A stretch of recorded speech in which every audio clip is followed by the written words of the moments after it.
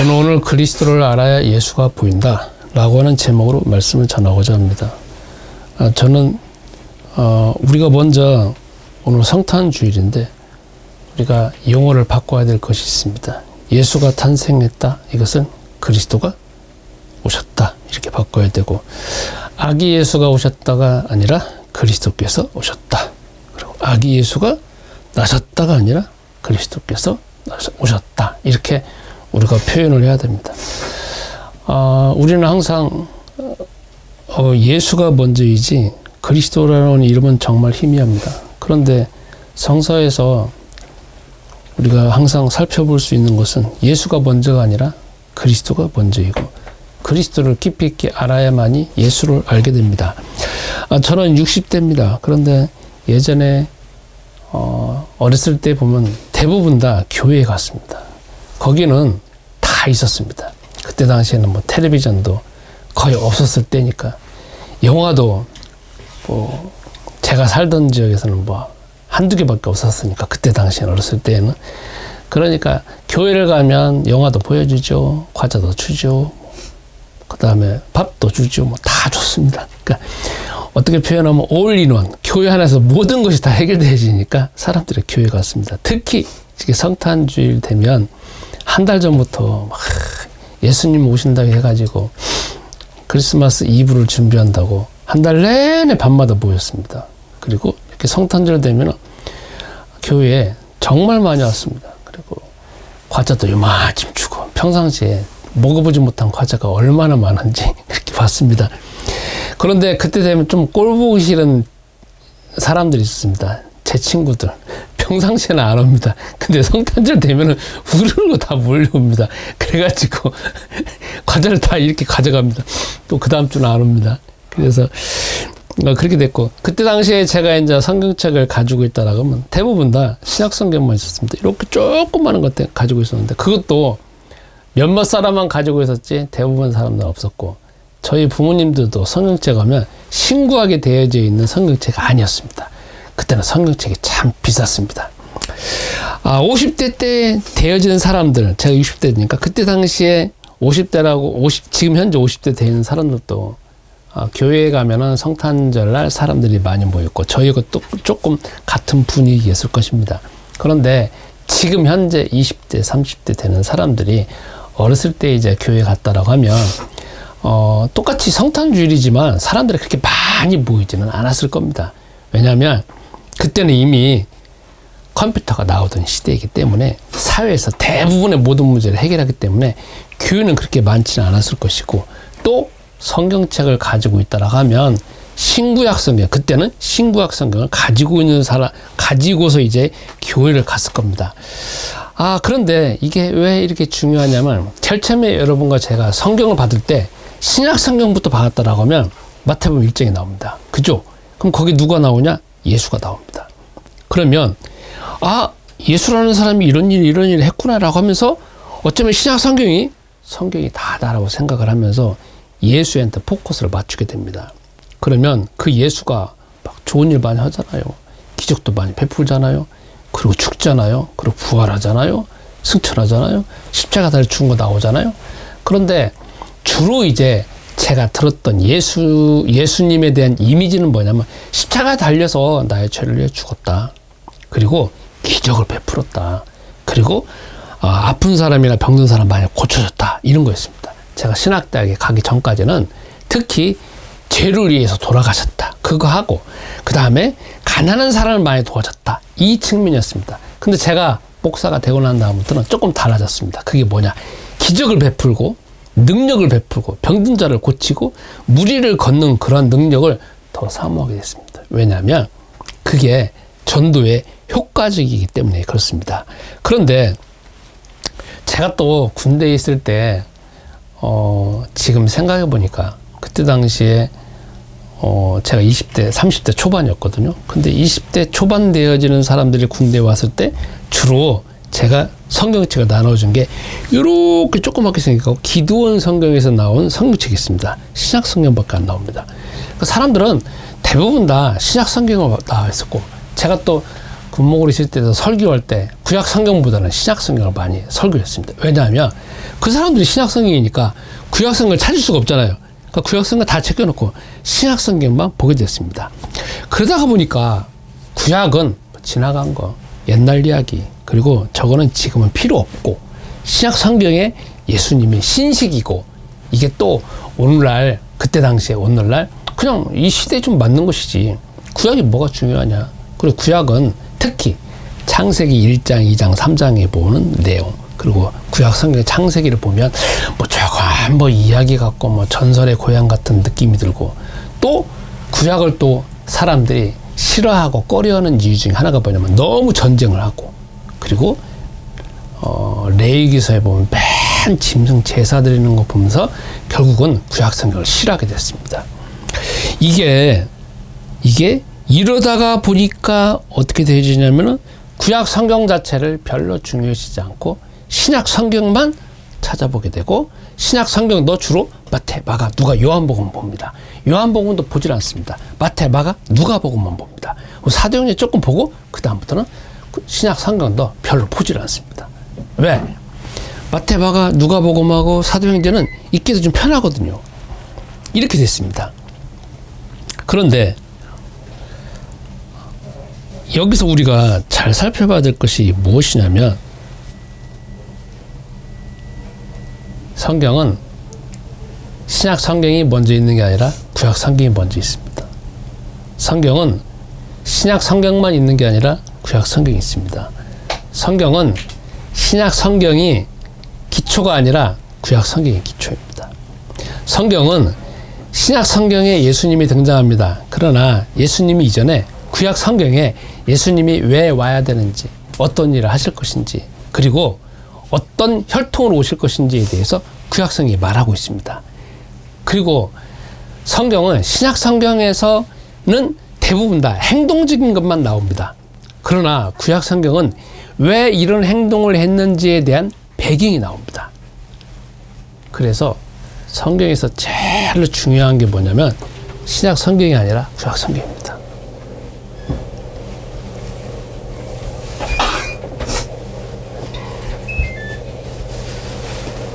그래서 우리는 우리 생각을 바꿔야 되는 것이 무엇이냐면 구약이 해가지고 옛날 거니까 지나가는 것이 아니라 구약 성경의 모든 배경하에서 신약 성경이 있다. 이것을 항상 기억해야 됩니다. 여러분이 신약 성경에 보면은 예수님께서 십자가 달려 죽으시고 아니면 뭐 성전에 가고 제사 드리는 것이 나옵니다. 그런데 그거는 조금밖에 안 나옵니다. 그 모든 디테일하고 자세한 것은 다 구약 성경에 나와 있습니다.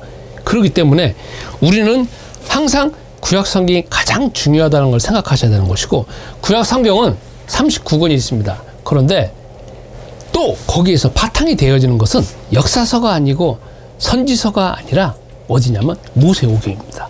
마태, 마가, 누가, 아니 창세기, 출애굽기, 레위기, 민수기, 신명기인 이 모세오경이 가장 밑바탕이 깔려 있습니다. 그것도 모세오경도 제일로 중요한 게 어디냐면 창세기 1장과 2장과 3장입니다. 이게 제일로 중요합니다. 그리고 사실 더 엄밀하게 표현한다라고 하면 창세기 1장과 2장은 창세기 1장과 2장은 요한계시록 끝장까지 이어지지 않습니다. 중요한 게 어디냐면 창세기 3장입니다. 창세기 3장부터 쭉 이어져 가지고 요한계시록 20장까지 이어집니다. 오늘 우리가 마태복음 1장 17절부터 25절까지 읽었습니다. 그것도 결국은 뭐냐? 창세기 3장의 연장선상에 있는 겁니다. 그러니까 창세기 3장에 있는 상황을 모른다라고 하면 마태복음 1장 17절부터 25절 내용을 모를 수밖에 없습니다. 왜 예수가 와야 되는지를 모르는 겁니다. 그러니까 모든 바탕은 창세기 3장에게 중요합니다. 그러면 왜 창세기 3장에게 중요하냐면 나 때문에 중요합니다. 여러분 한번 생각해 봅시다. 여러분이 이 세상에 태어나셨죠. 그죠? 그리고 이 세상에 태어났을 때 여러분 이런 얼굴로 태어날 줄 알았어요? 몰랐어요? 몰랐잖아요. 태어나 보니까 어느 순간 정신 차려 보니까 아버지는 이렇게 생겼고 어머니는 이렇게 생겼습니다. 그죠? 그리고 여러분이 지금 현재 가지고 있는 진짜 성인이 됐다든지 어린아이 됐다라고 하면 대부분 다 가지고 있는 성격적인 거 있잖아요. 이게 다 누구 닮았을까요? 아버지 아니면 엄마예요. 그러니까 나는 어떻게 보면은 정신 차려보면 내가 가지고 있는 건 하나도 없다. 이게 발견될 겁니다. 육체부터 모든 것까지 다 대부분 다 조상으로 인하여서 유전되어졌다. 이게 느껴질 것입니다. 그러면 이게 왜 중요하냐면 우리가 성경에서 보면 인간이 나오잖아요. 그러면 나의 조상을 거슬러 올라가서 창세기 3장에 인간을 보면 그 인간이 어떤 상태라는 것이 보여지면 바로 나의 모습을 알 수 있다는 겁니다. 그러면 나를 한번 보겠습니다. 저는요, 하나님 싫어해요. 정말 싫어해요. 제 마음속에서. 그리고 이 세상에 하나님이 창조하셨다는 것 자체가 조금 믿는 거지만 대부분은 안 믿어져요. 뭐 이 사상 그냥 자연적으로 있는 거 아닌가, 뭐 저거 하나님이 만드셨는 거 같고 하나님도 본 적이 없으니까 그렇게 안 믿어집니다. 그리고 마음속에서 하나님 말씀에 대해서 싫어합니다. 그리고 예배에 대해서 싫어하고 기도하기도 싫어하고.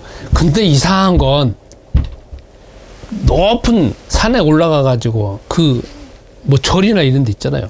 가면은 마음이 포근해지면서 야, 이게 무슨 느낌일까라는 느낌이 듭니다. 여러분, 저는 또 죽음에 대해서 항상 공포스러운 거 가지고 있습니다. 그래서 야, 언제 죽을지 모르니까 이거 죽으면 안 되는데 하는 것을 가지고 있고, 그 다음에 항상 육체적으로 질병 가운데 살고 있습니다. 그래서 이런 질병 저런 질병 안 걸리려고 약도 먹죠. 그 다음에 밥 3끼를 꼬박꼬박 먹는 이유가 뭐냐면 그것도 챙겨서 먹습니다. 멀리 가서까지 먹습니다. 왜? 안 죽으려고, 병 안 걸리려고, 오래 살려고. 그리고 또 다른 사람과 이렇게 교류를 하는 거 보거나 이렇게 다른 사람들과 관계를 볼 때는 저 사람은 나를 위해서 있는 사람, 이렇게 느껴집니다. 그러니까 나는 나의 이익을 위해서 저 사람을 이용하는 것으로 그 사람이 있는 것이지, 저 사람의 이익을 위해서 저 사람을 사랑하기 때문에 있는 게 아닙니다. 제가 보니까 그렇습니다. 그 다음에 제 마음 가장 깊숙한 곳에서는 생겨나는 게 있습니다. 가만히 있어도 있잖아요. 속에서 나오는 게 뭐냐면 뭐만 나오냐면 내 이익만 나옵니다.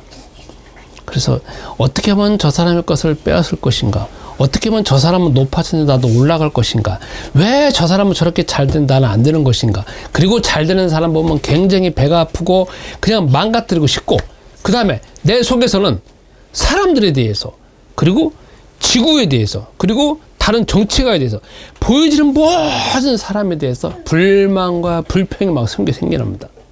이거는 잠잘 때도 생겨나요. 꿈속에서 생겨나요. 제가 어저께 꿈을 꿨는데 평상시에는 예수는 그리스도 계속 불렀는데 꿈속에서 보니까요, 옛날로 돌아가 있더라고. 한 10대 20대 돌아가가지고 계속 뭐 회개하고 막 그게 나와요. 깨고 난 다음에 아이 정말 짜증나는 내 모습 봤습니다. 그러면 이게 뭐냐, 나를 보니까, 나 자신을 보니까 머리끝에서 발끝까지 행동하는 것 자체가 다 이상한 행동을 한다는 거예요. 근데 이게 내가 하고 싶어서 하는 게 아니에요. 하고 싶어서 하는 게 아니에요. 이게 그냥 나오는 거예요. 본능적인 거. 왜 나오냐? 이게 나 때문에 나오는 게 아니에요. 나의 조상 때문에 나오는 거예요. 근데 그 조상이 쭉 올라가면 누구 때문에 나오느냐? 바로 창세기 3장 1절부터 6절 때문에 나오는 거야. 그러니까 어떻게 보면은 이런 말을 할 수 있어요. 하나님한테 나 죄 지은 거 하나도 없어, 이렇게 말한다 하더라도 아니잖아요. 어차피 여러분과 나는 지금 이 상태에 있는 거 아닙니까? 그죠? 그렇기 때문에 조상을 탓할 수도 없는 거고, 내가 지금 현재 이런 상태인데. 그래서 여러분, 성서에서는 인간이 아까 말한 이런 총체적인 문제가 항상 인간의 가장 근본적인 문제이고, 근원적인 문제이고, 삶의 문제이고, 과거 문제, 현재 문제, 미래 문제, 영혼에 대한 문제입니다. 우리가 이렇게 살다 보면은 우리는 하나님 앞에 심판받을 수밖에 없습니다. 그리고 이 세상에 살면서 가장 또 절대적인 문제가 있어요. 그게 뭐냐? 이렇게 모든 삶을 살도록 뒤에서 조종하고 있는 사단의 노예와 밥밖에 안 된다는 거예요. 여기 가장 큰 문제, 인간이. 그래서 하나님께서는 내가 이런 상태에 있는 걸 아시고 나의 문제를 해결하기 위해서 해답을 주셨다는 겁니다. 다시 보겠습니다. 내가 지금 현재 이렇게 살아가고 있는 건 엄연하게 말하면 나 때문이에요. 내가 지금 현재 우상을 섬기고 내 속에서 하나님을 싫어하는 건 나 때문에 문제예요. 그러나 나 때문에 문제이지만 나의 조상 때문에 문제예요. 그죠? 근데 나의 조상을 탓할 수가 없어요. 왜냐면 나도 지금 이렇게 살아가고 있는 것이기 때문에. 그러니까 엄밀하게 말하면 나의 조상의 문제이지만 엄밀하게 또 말하면 내 문제예요. 그래서 하나님께서는 이 문제를 해결하기 위하여서 주신 게 뭐냐면 창세기 3장 15절입니다. 특히 그게 뭐냐면 메시아라고 하는 그리스도입니다. 그리스도는 왜 주셨느냐? 아까 말한 것처럼 제가 하나님을 싫어하는 것부터 육체가 죽어야 되는 모든 문제를 해결하기 위해서 하나님 주신 딱 한 가지 이름이 뭐냐면 그리스도라는 겁니다. 더더구나 거기에서 또 중요한 게 뭐냐면 마귀의 세력을 멸하기 위해서 주신 이름이 그리스도라는 겁니다. 그래서 구약 성경은 그 다음부터 창세기 3장부터 4장, 5장, 6장 쭉 흘러가면서 거기에 있는 하나님의 사람 중에서 그리스도를 알고 있는 사람은 하나님의 자녀로서 우리가 말하는 축복과 권세로서 세계복음화의 그 주역으로 가는 거지만 그렇지 않는 사람은 계속 망하게 됩니다. 또 거기에서 선택받은 사람들이 또 그리스도를 잘 모르면 또 계속 고통과 고생을 당하다가 그리스도의 언약을 또 다시 주니까 또 회복되는 거. 그래서 이게 왔다 갔다 하는 것이 바로 구약 성경에 있는 역사입니다. 우리가 창세기 6장에 보면은 뭐가 나오냐면 네피림 시대라고 등장합니다. 전 세계가 완전 우상을 섬기고 완전 자기가 신이 되어져 가지고 살아가는 시대입니다.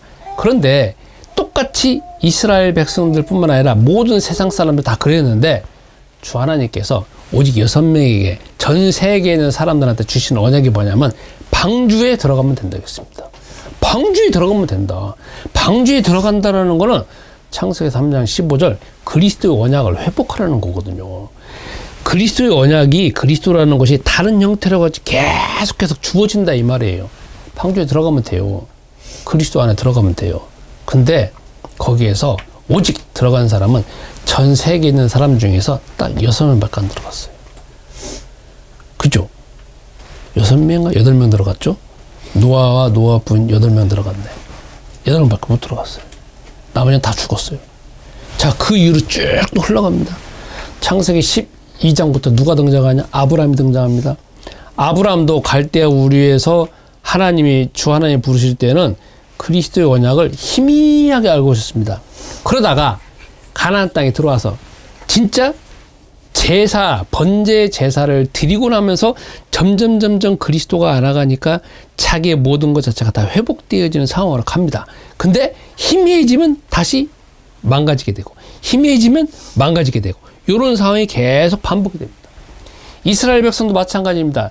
출애굽기부터 레위기, 민수기, 신명기, 여호수아까지 보면은 이스라엘 백성들이 여호와 하나님이나 그리스도 언약을 모르니까 완전 종살이 노예살이 하잖아요. 그러다가 6월절 어린 양을 통하여서 그리스도의 언약이 회복되니까 그러니까 바로 이제 애굽에서 다 나와서 그 다음부터 광야길로 가는 거잖아요.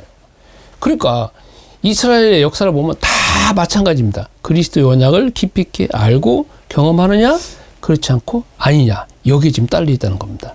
그러면 이게 구약성경이 쭉 이어지다가 드디어 오늘 성경에 말하는 마태복음 1장부터 예수 그리스도의 세계라 하면서 드디어 예수님이 등장합니다. 근데 그 예수님은 마리아하고 요셉하고 정혼원 사이에서 성령으로 잉태돼 가지고 예수님이 오신 것이 이렇게 딱 나옵니다. 그러면 다시 말합니다. 신약 성경부터 본다라고 하면 답이 없습니다. 신약 성경부터 우리가 신약 성경만 닫아 그리고 신약 성경이 읽기 편하니까 본다. 그러면 이게 어디로 가게 되냐면 미래로 가게 됩니다. 신약 성경을 보면 뭐가 나오냐? 예수님이 십자가 달려 죽었다. 죄다. 이렇게 나옵니다. 그러다 보면 우리가 여러분이 저같이 헤매게 됩니다. 왜? 저는 중고등학교 때 맨 회개만 했거든요. 예수님이 십자가에 죽었다. 예수님이 십자가에 죽었다. 회개하고. 구약 성경책은 그때는 없었습니다. 저희 아버지나 어머니나 구약 성경 가지고 있는 거고 저희 아버지도 어머니도 성경을 저한테 안 줬어요. 왜냐하면 한 권밖에 없으니까 구약성경 잘못 건드리면 찢어진다 이거야. 그러니까 저 딱 놓고 우리는 그냥 신약성경만 주는 거예요. 왜? 신약성경 찢어지더라도 또 가져오면 되는 거니까, 교회에서 주니까.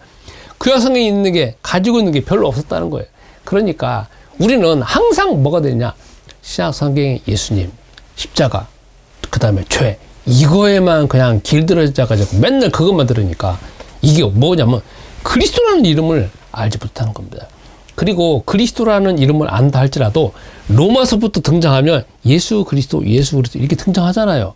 그러니까 예수 그리스도하고 합쳐져 나오기 때문에 예수 그리스도 이렇게 말을 했지, 왜 예수가 그리스도인지, 그리스도가 왜 예수인지에 대해서 몰랐다는 겁니다. 제가 저번 주에 어떤 분을 뵀습니다. 그래서 이따가 당신은 성당에도 다녔지 않습니까? 교회도 조금 다녀봤죠. 예. 자, 그러면 저 한번 따라서 해보실래요? 그러니까 예수 그리스도니까 예수 그리스도 따라서 했습니다. 그러다가 다시 예수 그리스도니까 예수 그리스도 했습니다. 자, 이제 한번 다른 식으로 한번 하겠습니다. 예수는 그리스도. 그러니까 예수는 그리스도. 또 한번 해보겠습니다. 예수는 그리스도. 예수는 그리스도. 느낌 어떠세요? 하니까 다르네요. 그러더라고요. 다르다는 거죠. 예수 그리스도하고 예수는 그리스도하고 다르다는 겁니다. 뭐죠? 이제 그 다음부터 질문이 생기는 겁니다. 그러니까 우리는 예수를 아는데 그리스도를 모른다. 이게 안 된다는 거죠. 가장 먼저는 그리스도를 알아야 예수를 안다는 거죠. 그런데 우리가 바깥에서 보면 여러분, 예수는 사람 많이 합니다. 왜 그러냐면 4대 성인 중에 한 명이니까. 그죠? 소크라테스 해갖고 쭉 해갖고 성인 중 하나잖아요. 그리고 예수에 대해서는 많이 합니다. 왜? 저희 신학을 할 때는 해방신학이라는 게 있었습니다. 남미에서 그때 당시에 이렇게 만들어진 신학일 때. 그래서 뭔가를 막 가난한 사람, 배고픈 사람, 법적으로 뭔가 눌려져 있는 사람을 해방시켜야 된다 해가지고 젊은 사람들이 정말 좋아했습니다. 그때 당시 저도 젊은 사람이니까 정말 좋아했습니다. 그래서 어디에 가느냐, 이제 기업체에 들어가고 그때 당시에 도시 선교를 한다 해가지고 막 그랬습니다. 그런데 그것도 마찬가지입니다. 구약 성경이 바탕이 되지 않으면 예수를 그렇게밖에 못한다는 겁니다. 그러니까 항상 우리는 그리스도가 나의 모든 것들, 과거, 현재, 미래, 영원, 그 다음에 내가 하나님 만날 수 없는 거, 사단에게 잡혀져 있는 거, 죽을 수밖에 없는 상태, 나의 조상으로 대대로 내려오는 모든 불신앙과 저주와 재앙까지 싹 다 해결하시도록 주신 이름이 그리스도다. 그걸 해결하신 분이 예수다 해야만이 우리가 예수 안에 있는 어마어마한 것들이 우리가 내 것이 되거든요. 그런데 예수부터 안다라고 하면 그냥 나의 죄를 돌아가셨다 하니까 모든 것 중에서 그냥 점 하나밖에 안 되는 겁니다. 그 죄도 뭐냐면 내가 조금 육체적으로 도덕적으로 지은 죄, 그것만 해결하면 천국 간다고 생각한다는 겁니다. 이게 자체가 다 사단에 우리가 여태까지 노략질을 당한 거고 사단에게 속임을 당했다는 겁니다. 그럼 여러분, 구약 성경에 모든 문제를 해결하셔서 하나님이 주신 이름이 딱 한 가지밖에 없습니다. 그게 뭐냐? 바로 그리스도라는 겁니다. 구약의 모든 문제, 가지고 있는 문제 해결하는 길은 그리스도밖에 없습니다. 그러면 이것을 여러분과 나의 삶에 한번 적용해 봅시다. 여러분은 요한복음 1장 12절에 그 그리스도이신 예수님을 내 마음속에 모셨습니다. 그래서 하나님의 자녀가 됐습니다. 그 다음에 이제 하나님께서 사도행전 1장 8절 말씀에 세계복음화의 그러한 주역으로 여러분과 나를 부르셨습니다. 그러면 이제부터 우리가 어떻게 살아야 하는 것이 이제 한번 적용해 보겠습니다. 저는 이번 주에 거의 대부분은 예수는 그리스도, 이제 이게 예전에 제가 훈련이 되어졌기 때문에 불렀습니다. 그리고 또 자꾸 부르다가 보니까 뭐가 생기냐면 왜 이걸 불러야 되는지 또 다른 의문이 생겼습니다. 그래서 또 다시 제 자신한테 질문해보고 답변해보고 질문해보고 답변해보고 또 성경 기준을 근거로 해가지고 또 저한테 질문해봤습니다. 예전에는 하나님 나라나 아니면 제가 해야 될 일은 교회가 부흥되어져야 되고 이 사회에 뭔가 불의가 해결되어지는 것이 하나님 나라라고 착각을 했습니다. 근데 지금은 어디가 하나님 나라냐?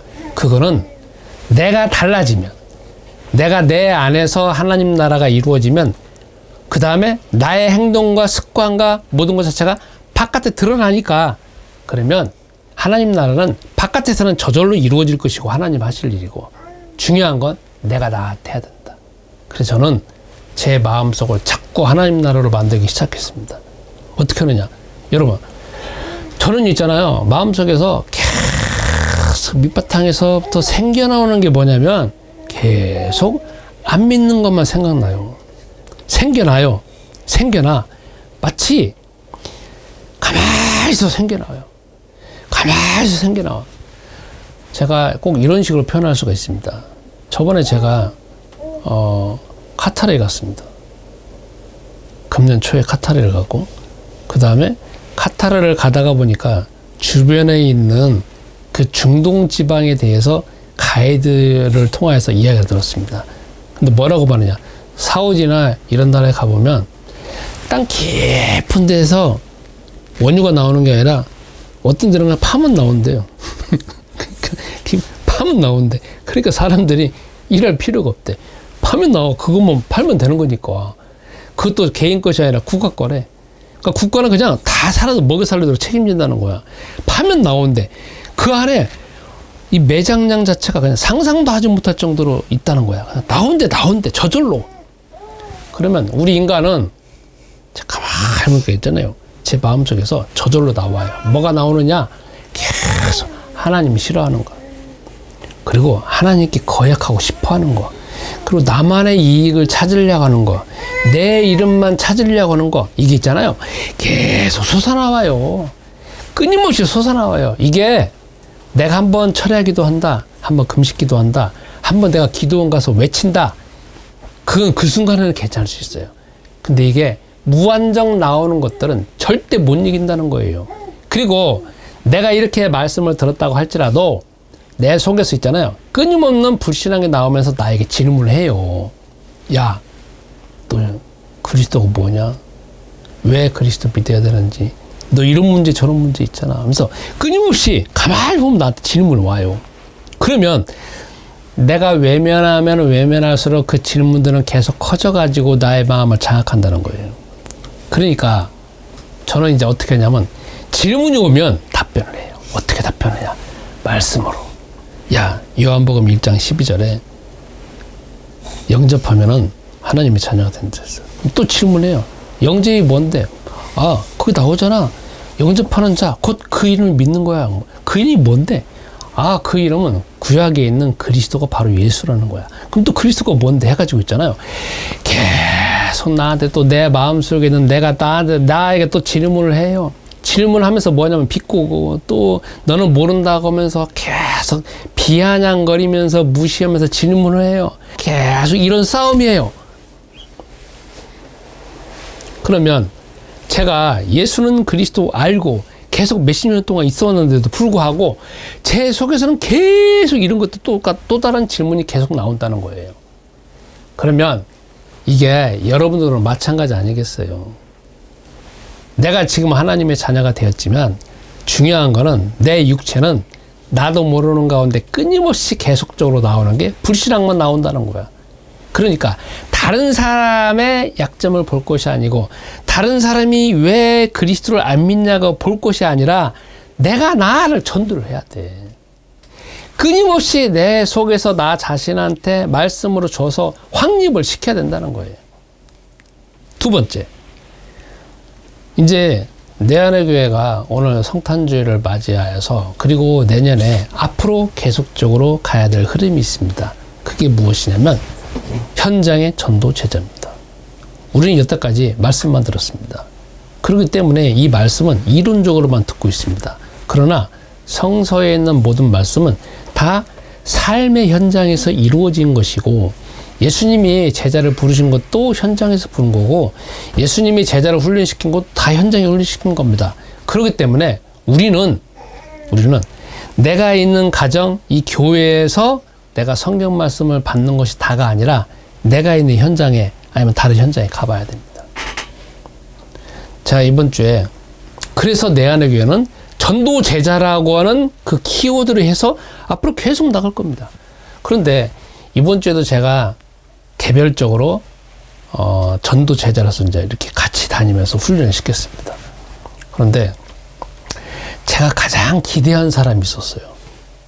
그 기대한 사람은 우리나라 집 안 살아요. 저기 다른 나라에 살아요.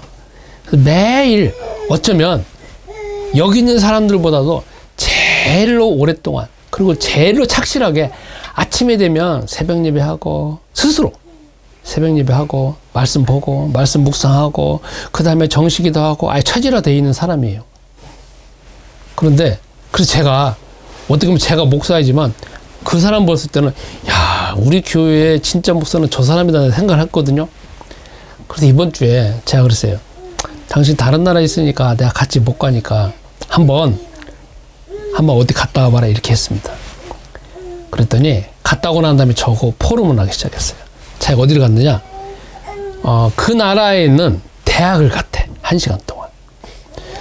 제가 약속을 한 게 뭐냐면 스마트폰 절대 안 보기. 가서부터 올 때까지 기도만 하기. 그럼 보는 모든 거 다 기도 제목 삼아서 기도만 하기.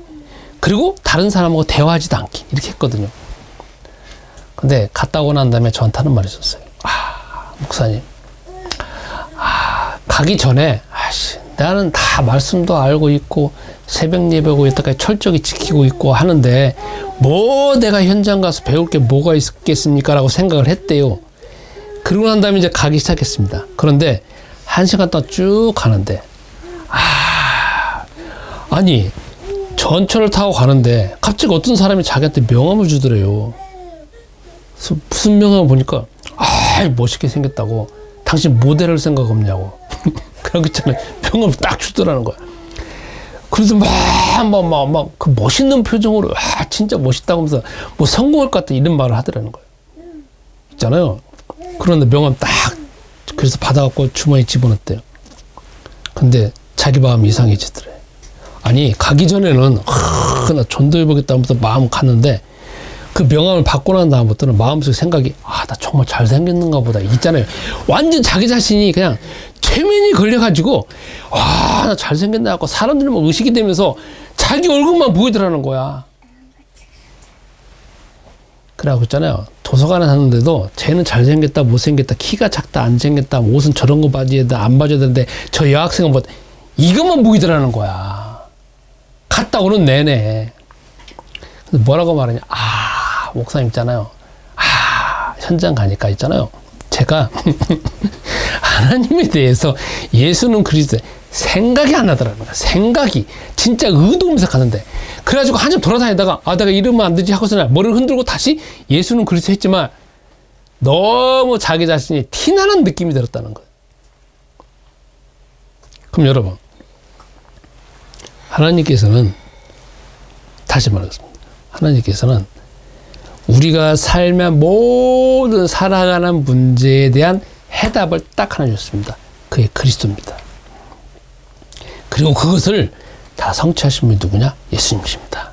그러니까 우리가 마태복음 19장 30절에 예수님이 십자가 달려 죽으시면서 다 이루었다는 거는 그냥 여러분과 내가 조금 지은 죄를 다 해결했다는 것이 아니라 아까 말하는 창세기 3장 1절부터 5절 6절에 그 인간이 해결할 수 없는 근원적인 문제, 더 큰 문제, 사단의 문제까지도 다 해결하셨다는 그 말씀을 그 안에 포함되는 겁니다. 그래서 오늘 예수님 오셨다. 예수님 오셨네. 뭐 축하하면 되겠다. 이게 아니라 창세기 3장 1절부터 6절에 모든 인간의 근원적인 문제, 과거, 현재, 미래, 영혼에 대한 문제, 내가 이 세상에 살아가면서 조상으로부터 가져왔던 모든 문제, 내가 살면서 있어야 될 모든 문제도 그리스도께서 다 해결하셨구나. 이렇게 나의 생각과 사상과 이 모든 것 자체가 확장돼서 우리가 그리스도를 알아야 된다는 겁니다. 그래서 이번 한 주간 예수님 오셨다. 예수님은 사대 성인이 아니다. 그건 다 사단한테 속는 겁니다. 예수님이 탄생했다고 사단에게 속는 겁니다. 그리스도께서 오신 겁니다. 그래서 우리가 그리스도를 모든 문제를 해결했다는 건 사실을 알고 그분이 바로 예수라는 사실을 믿어서 여러분 내가 이번 한 주간도 이 기쁨과 그리고 내 마음속에서 그리고 내 실제 삶에서 계속 예수는 그리스도를 부르는 가운데 누리시는 한 주가 되었으면 합니다. 우리 다 같이 말씀 붙잡고 1분 동안 기도하겠습니다. 주님, 이 시간 예물 드립니다. 이 예물이 주의 복음이 온전히 쓰여지게 하옵소서. 우리가 그리스도께서 이 세상에 나의 모든 문제를 해결하기 위하여서 하나님이 보내신 이름이고 그분이 바로 예수이시고 예수께서 모든 문제를 다 해결하신 줄로 믿습니다. 이 축복과 권세를 우리 삶 가운데에서 계속적으로 누리게 하옵소서. 이제는 우리 주 예수 그리스도의 은혜와 아버지 하나님 무궁하신 사랑하심과 성령님의 교통하심이 말씀 붙잡고 응답받기를 소원하는 주의 모든 사명자들과 내 안의 교회 성도님들과 이 시간 온라인으로 예배드리는 모든 분들에게 이제부터 영원토록 함께 있을지어다. 아멘.